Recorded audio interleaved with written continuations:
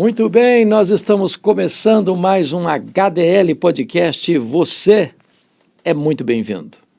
Muito feliz de poder estar aqui com você e para tratar de um assunto hoje fascinante, empolgante, abençoador. Eu vou falar sobre a obra do Espírito Santo. Então não vá embora, porque logo depois da vinheta nós estaremos de volta. Quem é o Espírito Santo? Alguns o consideram como energia positiva. Outros acham que é apenas uma emanação de Deus. Quem é o Espírito Santo? O Espírito Santo é Deus. Nós cremos num único Deus, que subsiste em 3 pessoas: o Pai, o Filho e o Espírito Santo. De tal maneira que o Pai não é o Filho não é o Espírito Santo nem o Pai. O Espírito Santo não é o Pai nem o Filho, são 3 pessoas distintas, um só Deus. Da mesma essência, da mesma natureza, tendo os mesmos atributos, realizando as mesmas obras. Então o Espírito Santo é Deus. Ele tem os atributos de Deus. E eu gostaria agora de trazer à sua mente esclarecida esta verdade tão gloriosa, tão extraordinária, tão linda e tão preciosa, que é a obra do Espírito Santo. Não vou colocar isso em ordem no sentido preciso, porque não tem essa lista assim tão precisa, mas vou levantando aqui estas obras do Espírito Santo. A primeira que eu quero mencionar, que é o Espírito Santo quem nos convence de pecado, da justiça e do juízo. Sem a obra do Espírito Santo, nenhum de nós teria capacidade, condição de reconhecer o seu erro, o seu pecado, a sua transgressão. É Ele quem produz isso dentro de nós. É a obra dele. É Ele quem tira a venda dos nossos olhos, é Ele quem tira o tampão dos nossos ouvidos, é Ele quem nos dá a capacidade de perceber quão carente e necessitado nós somos da graça de Deus. Sem o Espírito Santo, não tem convencimento de pecado, não tem choro pelo pecado. Sem o Espírito Santo, não tem genuíno arrependimento.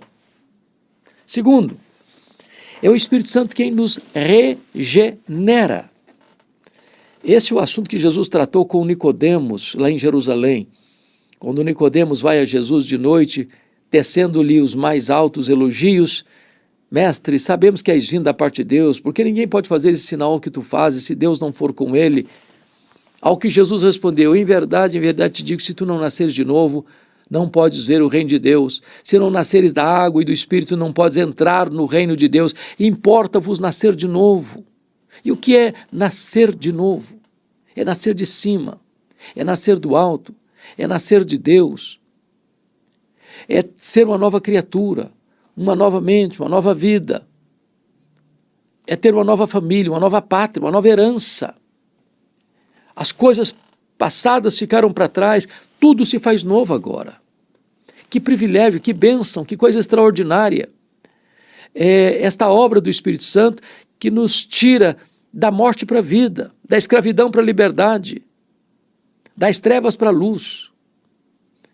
E esta obra, ela é exclusiva do Espírito Santo de Deus. Nós não podemos mudar a nós mesmos. Nós não podemos transformar a nós mesmos. Só o Espírito Santo tem este poder. Falamos aos ouvidos, mas só Ele fala ao coração. A Bíblia diz: mas todos quantos receberam a Jesus, deu-lhes o poder de serem feitos filhos de Deus, a saber, aos que creem no seu nome, os quais não nasceram do sangue, nem da vontade da carne, nem da vontade do homem, mas de Deus. É o Espírito Santo quem produz essa regeneração na nossa vida. Terceiro lugar, é o Espírito Santo quem nos batiza no corpo de Cristo. Quando você crê em Jesus, você é inserido, você é enxertado no corpo de Cristo. Você é batizado pelo Espírito no corpo, de tal maneira que não há nenhuma pessoa salva, convertida, nascida de novo, que não tenha sido batizada pelo Espírito no corpo de Cristo. Sem isso, você não pode ser membro da Igreja de Deus, portanto, sem isso você está fora da família de Deus. É o Espírito Santo que introduz você, que enxerta você, quem coloca você, quem batiza você no corpo de Cristo. Está lá na primeira carta de Paulo aos Coríntios, capítulo 12, versículo 13. Então isso é glorioso. Saber que o Espírito Santo é quem nos batiza no corpo de Cristo. Quarta coisa que eu quero destacar com você é que é o Espírito Santo quem nos sela para o dia da redenção. Paulo coloca isso lá em Efésios capítulo 1, versículo 13 e 14. Que nós somos selados, depois que ouvimos o Evangelho da Salvação e cremos em Cristo, nós somos selados com o Espírito Santo da promessa. E selo é uma figura tão comum ainda hoje. Selo fala de propriedade. Nós somos propriedade exclusiva de Deus. Selo fala de legitimidade. Nós não somos uma obra fake, falsa de Deus, mas uma obra genuína do Espírito Santo. Selo fala de inviolabilidade. Nós estamos guardados, seguros nas mãos de Deus. É por isso que lá em Apocalipse capítulo 9, versículo 4, diz que os gafanhotos que saem do abismo, que são escorpiões, que vêm para atormentar os homens, eles atormentam todos os homens, exceto aqueles que têm a marca de Deus na sua fronte. Ou seja, Deus tem um povo separado, Deus tem um povo selado, Deus tem um povo guardado, Deus tem um povo que recebeu o selo do Espírito Santo, e a esses o demônio não pode atormentar. Quando você vai para Apocalipse capítulo 13, você encontra lá que todas as nações da terra vão adorar o anticristo, exceto aqueles cujos nomes estão escritos no livro da vida do Cordeiro. Ou seja, quem tem o selo de Deus, quem tem o seu nome escrito no livro da vida, não vai se curvar diante do anticristo. Jesus não vai perder para ele nenhuma das suas ovelhas. Estamos o quê? Selados, marcados. Somos propriedade exclusiva de Deus. Isto é obra do Espírito Santo. Mas ainda, em quinto lugar, o Espírito Santo é o penhor da nossa redenção. Está lá em Efésios capítulo 1, versículo 14. Ele é o penhor da nossa redenção. E o que significa isso? A palavra penhor traz a ideia de um anel de noivado. Compromisso. Também é usado numa linguagem comercial. Você vai comprar um produto, você dá entrada nesse valor e agora completa o pagamento no dia que você recebe esse produto. Então, Jesus nos salvou e nós estamos já salvos, nós estamos sendo salvos e nós seremos salvos. Com respeito à justificação, nós já fomos salvos da condenação do pecado. Com respeito à santificação, nós estamos sendo salvos do poder do pecado, é um processo. E com respeito à glorificação, nós seremos salvos da presença do pecado. Então o Espírito Santo nos foi dado como penhor, como garantia de que aquele que começou a boa obra em nós há de completá-la até o dia de Cristo Jesus. Sexta verdade, é o Espírito Santo quem habita em nós e transforma o nosso corpo em templo do Espírito Santo. Ele está em nós. Note você que lá no passado Deus mandou fazer um tabernáculo para Deus habitar no meio do povo.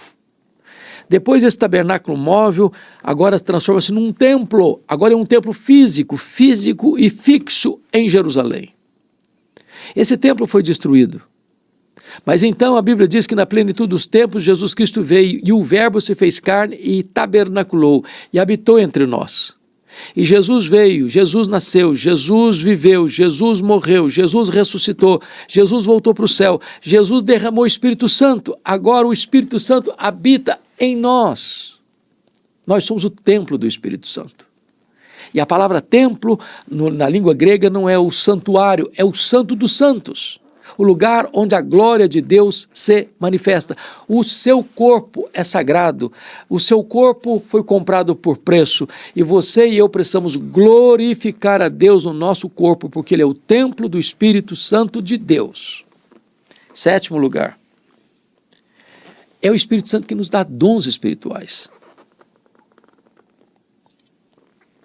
Você tem 5 listas de dons espirituais na Bíblia: Romanos 12, 1 Coríntios 12, 1 Coríntios 14, Efésios 4 e 1 de Pedro 4.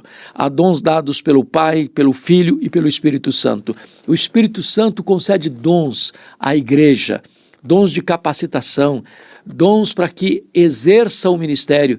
Os dons não são para um estrelismo espiritual.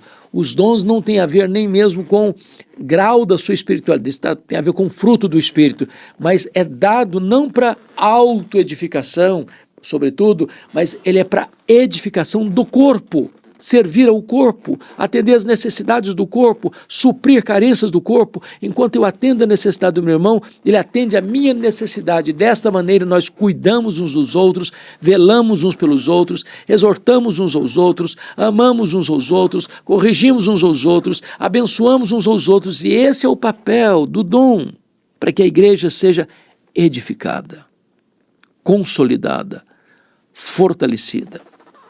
Mas ainda, em 8º lugar, o Espírito Santo foi aquele que inspirou os escritores bíblicos e agora nos ilumina para entendermos a Bíblia que foi inspirada.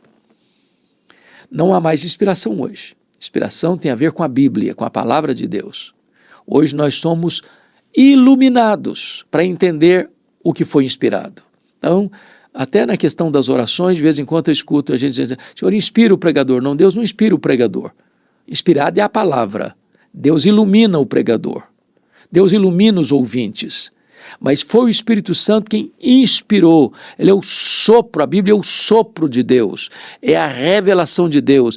É Deus revelando a si mesmo os seus planos, os seus propósitos, e então esse livro é registrado por inspiração divina. Esse livro é a revelação divina, e agora eu preciso da iluminação do Espírito Santo para entender a palavra de Deus. Já percebeu isso? Tem gente que é doutor, pós-doutor, cientista, mente brilhante, não enxerga um palmo na frente do seu nariz com respeito às coisas espirituais. E você tem gente que é semi-analfabeta, que lê com dificuldade e compreende o significado glorioso, profundo dessa verdade espiritual, porque o homem natural não discerne as coisas do Espírito. É preciso que o Espírito Santo revele a nós esta verdade, e esta é a ação obra do Espírito Santo de Deus. Mas ainda, 9º lugar, o Espírito Santo é quem produz o fruto do Espírito. São obras da carne, são nossas obras, mas o fruto não é nosso, é o fruto do Espírito. E o fruto do Espírito é exatamente o caráter de Cristo esculpido em nós. Então, qual é esse fruto?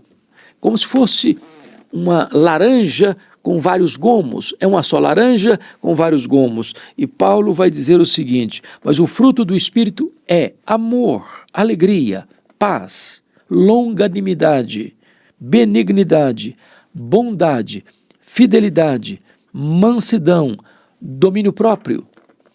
Então é o Espírito Santo quem produz essas virtudes em nós, que são as virtudes de Cristo, formando Cristo em nós, para que nós alcancemos a plenitude da estatura do varão perfeito, cheguemos à plena maturidade espiritual, não apenas sendo alcançados pela graça de Jesus, mas sendo transformados à semelhança de Jesus. O projeto de Deus na sua vida não é apenas levar você para a glória, mas é transformar você à imagem do Rei da Glória. Ainda, note comigo, em 10º lugar, é o Espírito Santo quem nos santifica. É Ele quem transforma a nossa vida em graus, num processo, à imagem e à semelhança daquele que é o nosso glorioso Redentor. Então, nós precisamos do processo da santificação. Todo dia, mortificando a nossa carne. Todo dia, negando-nos a nós mesmos. Todo dia, tomando sobre nós a cruz. Todo dia, renunciando àquilo que é desagradável ao coração de Deus. Todo dia, buscando os recursos e os meios de graça de Deus, a oração, a palavra, aos sacramentos, ao culto público, à comunhão dos santos, para que a nossa vida seja aperfeiçoada mais e mais, mais e mais, mais e mais, até chegarmos à plenitude do varão perfeito, que é Jesus Cristo. Deus nos predestinou, diz a Bíblia, para sermos conformes à imagem do seu Filho. Isso é um processo que começa na regeneração e só conclui na glorificação. A santificação é a glorificação iniciada e a glorificação é a santificação concluída. Pois bem, 11º lugar, é o Espírito Santo quem nos dá poder. Poder. Jesus deixou claro para os seus discípulos: permanecei na cidade até que do alto sejais revestidos de poder. E disse mais: recebereis poder ao descer sobre vós o Espírito Santo, e sereis minhas testemunhas tanto em Jerusalém como em toda a Judéia e Samaria até os confins da terra. A igreja não pode marchar resolutamente sem poder. A igreja não pode alcançar vitórias expressivas sem poder. A igreja não pode entrar na batalha espiritual sem poder. A igreja não pode ver sucesso na obra missionária sem poder. A igreja não pode ver resultados expressivos da pregação sem poder. A igreja não pode testemunhar com vigor sem poder. Nós precisamos do poder de Deus. E esse poder vem do Espírito Santo. Ainda, 12º lugar. É o Espírito Santo quem nos assiste em nossa fraqueza e intercede por nós sobremaneira com gemidos inexprimíveis. Ele nos assiste, ele não nos escorraça. Somos frágeis, somos pequenos, somos pó. Mas ele não nos escorraça, ele carrega esse fardo por nós. Sequer sabemos orar como convém. Por isso ele intercede por nós de tríplice maneira. Ele intercede por nós de maneira intensa, sobremaneira. Ele intercede por nós de forma agônica, com gemidos inexprimíveis. E ele intercede por nós em terceiro lugar de maneira eficaz, porque aquele que sonda os corações sabe qual é a mente do Espírito, porque a segunda vontade de Deus é que ele intercede por nós. Que verdade gloriosa! Somos assistidos em nossa fraqueza e temos na Trindade 2 intercessores, o intercessor legal, que é o nosso advogado, Jesus Cristo justo, e o Espírito Santo que está em nós e intercede por nós ao Deus que está sobre nós. Verdade gloriosa do Evangelho.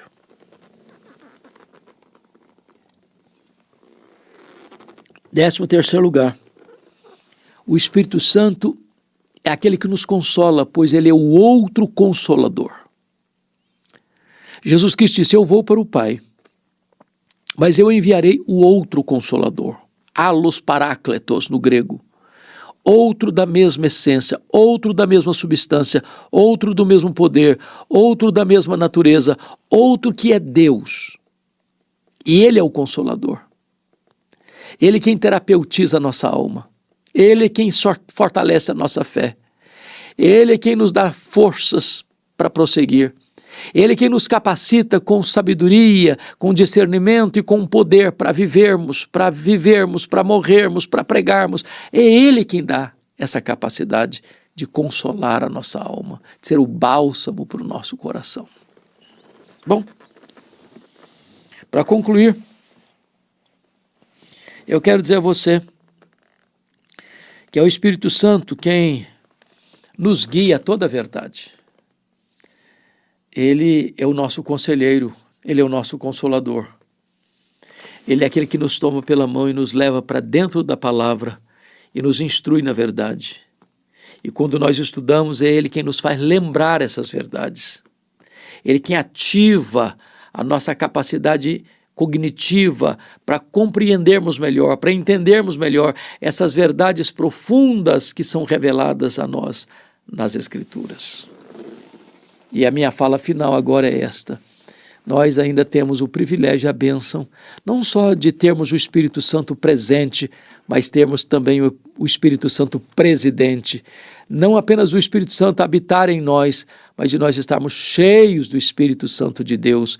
E a ordem que está lá em Efésios 5,18 é esta: e não vos embriagueis com o vinho no qual há dissolução, mas enchei-vos do Espírito. É isso mesmo, está no presente contínuo, ou seja, seja cheio, continuamente cheio do Espírito Santo. A plenitude de ontem não serve mais para hoje. Hoje é hora de você estar cheio outra vez do Espírito Santo, amanhã de novo e depois também. Ou seja, todo dia é dia de nós sermos cheios do Espírito Santo. Quando você está cheio do Espírito Santo, isso muda a sua conversa. Você começa a falar de maneira diferente, como Paulo diz aqui em Efésios capítulo 5, versículo 19, quando ele diz assim, olha que coisa linda, maravilhosa, falando entre vós com salmos e hinos, e louvando de coração ao Senhor com hinos e cânticos espirituais. Ou seja, a sua comunicação nessa questão da horizontalidade da vida é transformada, a sua adoração na verticalidade da vida é transformada. Você, em vez de ter murmuração nos seus lábios, você tem gratidão, conforme o versículo de número 20, que diz assim, dando sempre graças ao nosso Deus por tudo, em nome de nosso Senhor Jesus Cristo.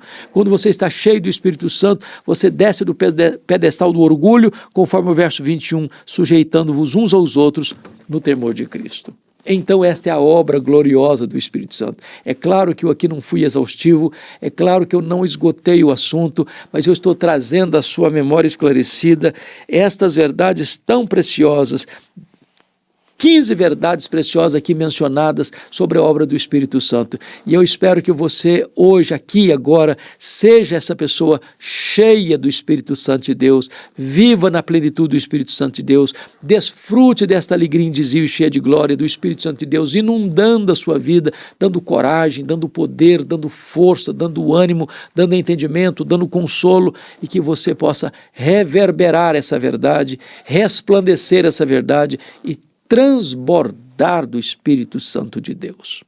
Fico por aqui. E eu pergunto a você, essa mensagem teve algum significado ou valor na sua vida? Se teve, compartilha com outras pessoas.